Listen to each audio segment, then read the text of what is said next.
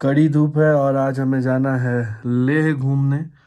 Bike थोड़ी देर में ले आएंगे। तो good morning friends, welcome to a new vlog. आज हम लेह के अलग अलग जगहों पर घूमेंगे और देखेंगे कि क्या क्या है लेह में घूमने के लिए। बाइक रेंट कर रहे हैं एवेंजर, सस्ता और टिकाऊ है। 1300 रुपये लगेगा पूरे दिन का, शाम 7 बजे तक का। तो अभी जाते हैं, बाइक लेकर आते हैं। सुबह आराम से उठे थे क्योंकि 2-3 दिन से नींद पूरी नहीं हो पा रही थी। आज मस्त सो के उठे हैं और अभी घूमेंगे। धूप तेज़ है, गर्मी एक चैलेंज होगा, स्टिल घूमने में मज़ा तो आएगा ही। और ये मिल गई हमें हमारी बाइक, नई एवेंजर है, मस्त है। अभी इसको लेकर जा रहे हैं ऊपर और बस 10-15 मिनट में अब निकल जाएंगे हम लोग अपनी राइड पर।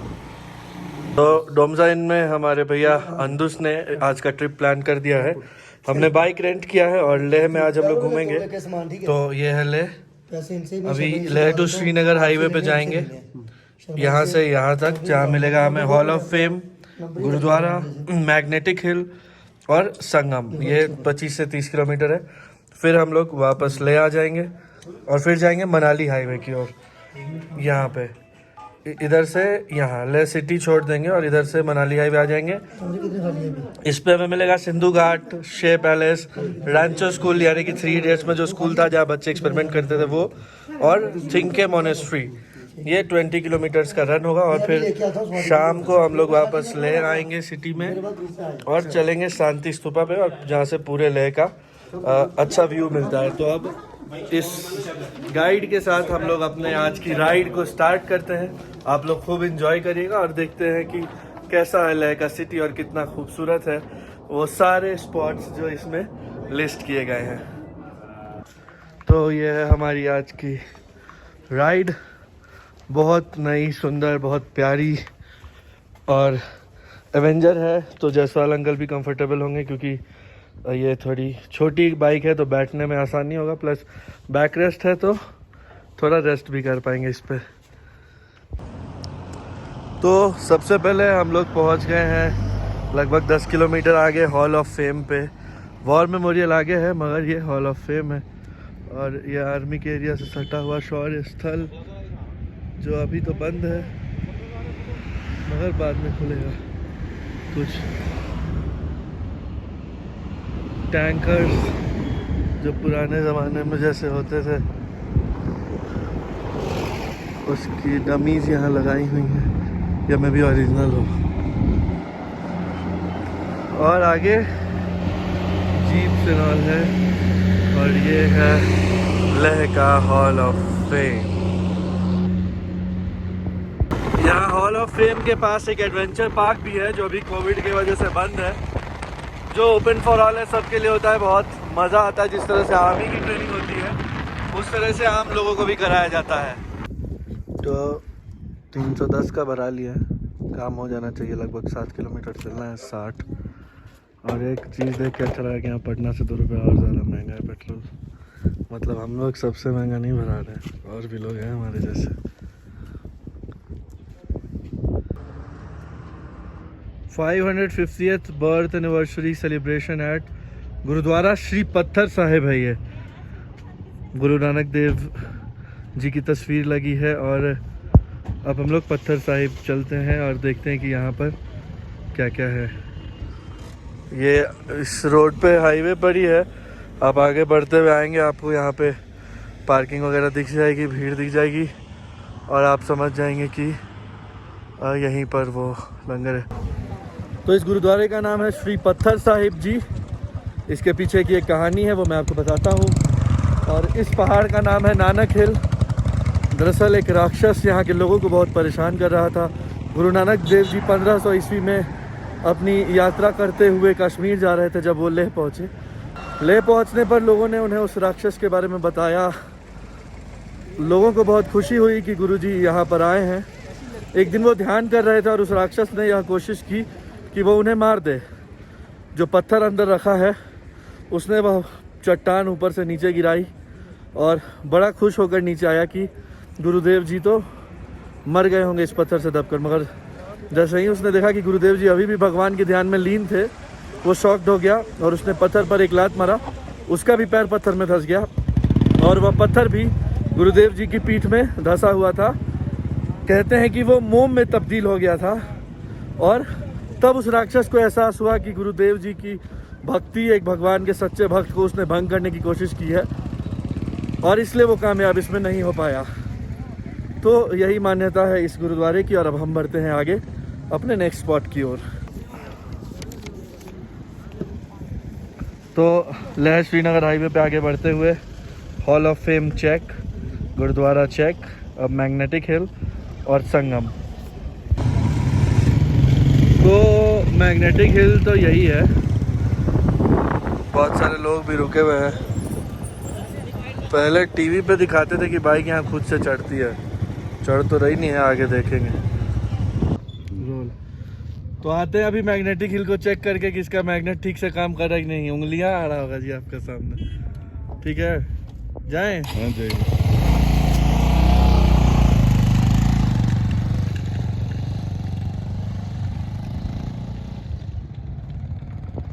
तो मैग्नेटिक हिल का मैग्नेट चेक हो गया, सही से काम नहीं कर रहा है।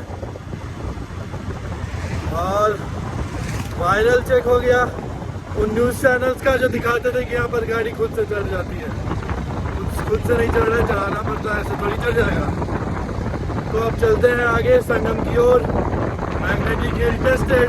तो यही है संगम। नीचे 3 साइड से नदियाँ आकर यहाँ मिल रही हैं, इसीलिए इसको संगम कहते हैं। 10 किलोमीटर यहाँ से लोग जा रहे हैं। अपने को थोड़ी सी जल्दी है तो हम लोग ऊपर से ही दिखा रहे हैं, जा नहीं रहे। है बहुत सुंदर। और नीचे जाकर अगर राफ्टिंग नहीं करना है तो और कोई फ़ायदा भी नहीं है जाके। बहुत लोग यहाँ से राफ्टिंग करते हैं, मगर हम लोग को आज एक दिन में ही पूरा लेह घूम लेना है, तो हम लोग राफ्टिंग नहीं करेंगे। यहाँ कुछ फ़ोटोज़ खिंचवाएंगे और फिर पैकअप हो जाएंगे। तो संगम भी देख लिए, अब हम लोग वापस जा रहे हैं।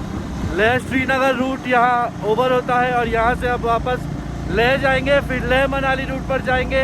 वहाँ रैंचो स्कूल है, वो देखेंगे। है ना बहुत सुंदर। पहाड़ के बीच से एक नदी गुजर रही है। कितना शांत और काम ये लोकेशन है, बहुत प्यारा। और लोग अपने राइड्स पे जा रहे हैं यहाँ से।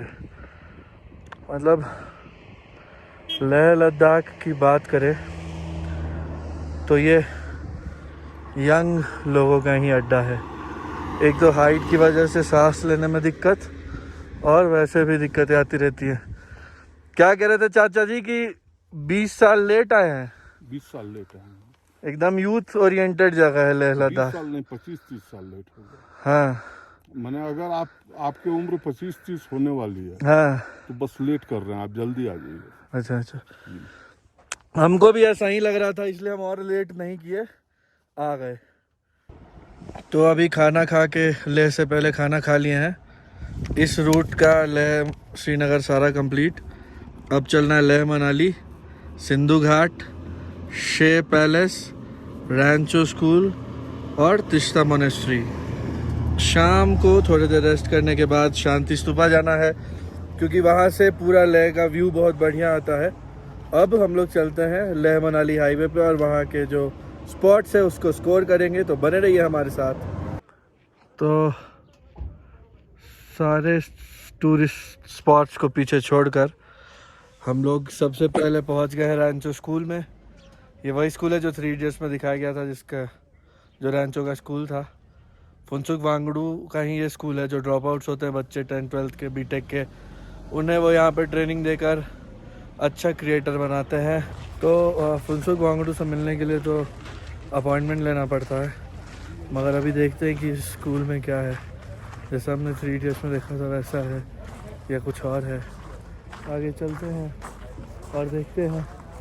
ये बोर्ड रैंचो स्कूल का, शे है जगह का नाम, लद्दाख में पास में ही शे पैलेस। अभी यहाँ से निकल कर वहाँ भी जाएंगे।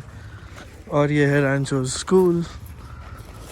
वो सीन यहाँ पे बना दिया गया है जो 3 इडियट्स में था, तो आप लोग या हम लोग सिर्फ इसको देख सकते हैं कि जब साइलेंसर इधर सुसु कर रहा था तो ये बल्ब लटका था कोई लड़का ऊपर से। और फिर राजू कहता है कि ये पक्का रैंचो का स्कूल है।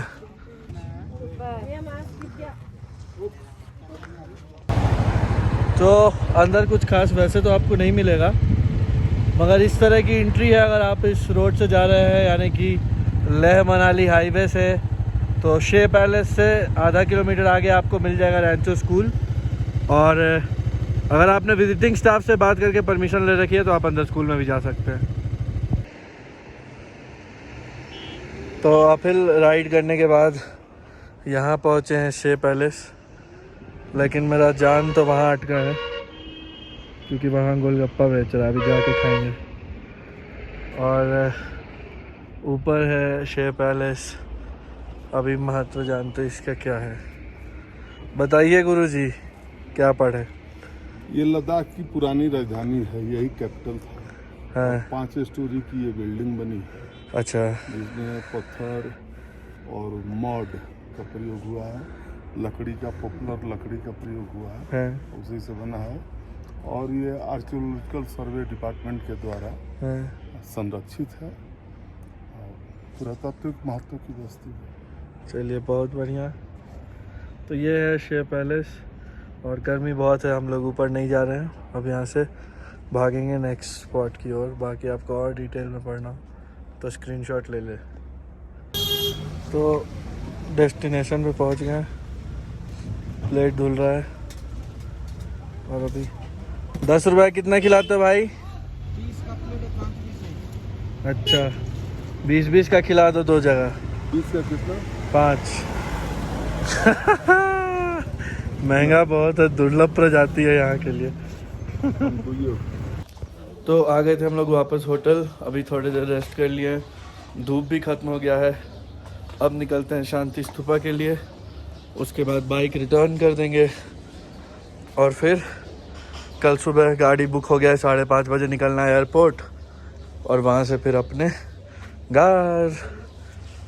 बुरी खबर यह है कि 8:20 में लेह टू दिल्ली तो पहुँच जाएंगे, मगर जो दिल्ली टू पटना वाली कनेक्टिंग फ़्लाइट थी वो 5.5 घंटे लेट हो गई है। तो अब एयरपोर्ट पे वेट करने के अलावा कोई और ऑप्शन नहीं है। कोई नहीं, कुछ काम कर लेंगे बैठ के।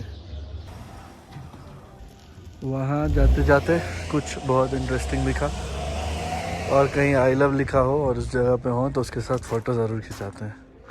ये स्टिकर भी बहुत डिफरेंट, और ये I love Ladakh. So let's have selfie. सही आ रहा है?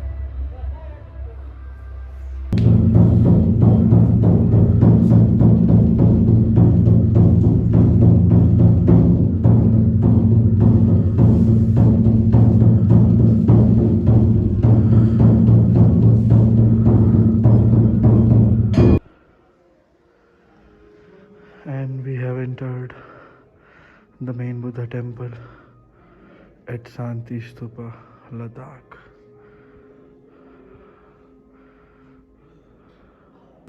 So हम लोग पहुंच गए हैं शांति स्तूपा लद्दाख पर।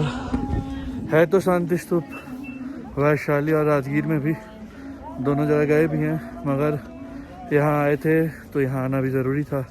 और इसी के साथ ये हमारी ट्रिप का लास्ट लोकेशन था। अगर आपको पसंद आया हो ये सब तो वीडियो को लाइक ज़रूर करना, सब्सक्राइब ना किया हो सब्सक्राइब ज़रूर करना, और कल वापस पटना में मिलेंगे आप सबसे। और इधर शांति स्तूप, ढेर सारे लोग यहाँ आए हुए हैं, फ़ोटोज़ क्लिक करा रहे हैं, सेल्फी ले रहे हैं। और शांति स्तूपा का सनसेट भी सुंदर होगा इतनी ऊंचाई से, इतने प्रिटी सिटी में। जैसे जैसे शाम हो रहा है शहर की लाइट्स जल रही हैं और ये बहुत सुंदर लग रहा है। Now going back from the Shanti Stupa. यहाँ सब लोग स्तूप को स्तूपा बोलते हैं, इसीलिए हम भी बोल रहे हैं। और इस ब्यूटीफुल सिटी को बाय बाय कहने का वक्त आ गया है, क्योंकि कल सुबह 5:30 बजे हम लोग यहाँ से निकल जाएंगे। So bye bye. Going down hill, वापस होटल, खाना पैक कराते हुए। 4-5 दिन अच्छे बीते लद्दाख में, मगर अब बस मन कर रहा है कि पटना आ जाए, क्योंकि दिल और दिमाग को सुकून तो पटना में ही आता है। अब इंतज़ार है कल की फ़्लाइट का और अपने शहर पटना पहुंचने का। सो अच्छा रहा trip. It's time to end the vlog. सितंबर एंड हो रहा है, ठंड बहुत बढ़ रही है। सितंबर के बाद सिर्फ चादर ट्रैक वाले लोग यहाँ आते हैं और सिर्फ ट्रैकिंग का कल्चर चलता है, क्योंकि ठंड इतनी ज़्यादा बढ़ जाती है कि हमारे आपके जैसे आम लोग आ नहीं पाते हैं। तो यहीं पर इस व्लॉग को एंड करते हैं। कल भाग रहे हैं पटना, और सितंबर में 3 से लेकर 7 तक जैसे जैसे दिन बढ़े ठंडा बढ़ता गया, तो ठंडा एक बहुत बड़ी चुनौती है। हाइट तो है ही, डायनॉक्स टैबलेट उसका सॉल्यूशन है, मगर ठंड से भाई मेरा सॉल्यूशन नहीं हो पा रहा है, आपका भी मुश्किल है। तो April to September is the season for Ladakh. तभी आओ, एंजॉय करो। क्या फ़ायदा इतने ठंड में जान देकर। देश का मुकुट कहते हैं JNK को। आज लद्दाख अलग हो गया, यूनियन टेरिटरी बन गया, ठीक है, मगर अपने देश का मुकुट तो है, बहुत सुंदर है। और अपना देश कन्याकुमारी से लेके कश्मीर तक, बिहार, नॉर्थ ईस्ट से लेके गुजरात तक बहुत सुंदर है, बहुत सुंदर है, बहुत सुंदर है। भगवान ने अगर बनाया तो बहुत सोच समझ कर बनाया, और हम उन्हें इसीलिए पूछते हैं कि उन्होंने ये खूबसूरत दुनिया हमें दी है जीने के लिए, तो क्यों ना पूछे। चलिए, all the best in your life, take care, love you so much. Video पसंद आया हो तो लाइक कर दें और सब्सक्राइब जरूर करें। आप सबका बहुत बहुत शुक्रिया। Bye bye.